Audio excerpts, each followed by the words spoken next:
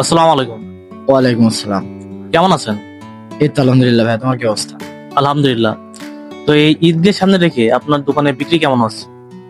বেচা কেনা আলহামদুলিল্লাহ মোটামুটি ভালো। মানে এই মার্কেটটা তো একদম নতুন, ওইভাবে এখনো পরিচিত হয়ে ওঠেনি।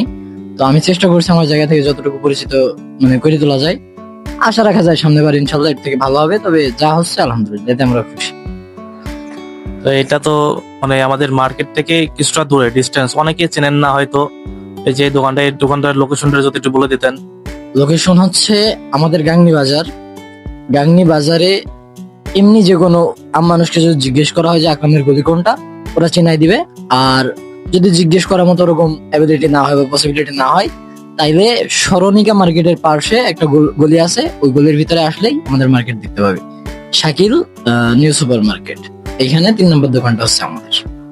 আচ্ছা, ধন্যবাদ।